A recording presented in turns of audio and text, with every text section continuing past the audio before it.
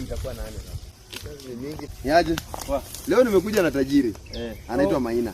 Najua hujawahi kutana na yeye. Sasa huyu ndio Maina. Nafanya kazi nzuri amenieleza. Baidha nakaanga hapa kutoka asubuhi. Kuna mayoni mingi hapa. Ndege sijui maduidi. Unajua maduidi kuna inapita hapa sijui mtisefu. Zile za zenye zinakulanga hii mahindi.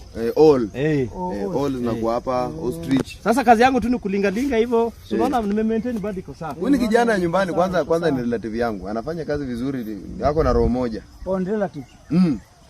Kwa hiyo basi ndaongeza kitu. Unaona kwa ile 5,000 ninatumanga kila mwezi.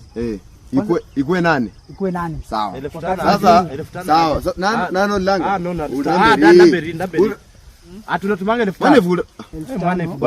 Dawe bwana. Unataka kuonyera bwana. Unataka kuonyera kana kubiri.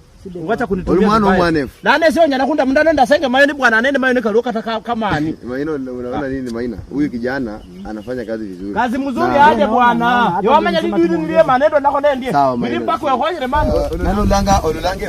Olai kazi. Hakuna kitu nitasema kwako. Baka meta mapesa. Bwana si ningele frano ndo mbele si ningele mapesa olai kazi. Hakuna. Naona ndo ndabera mabera kaneno nakanya udalo ta. Wewe ungokena nani? Ona mara mende wi.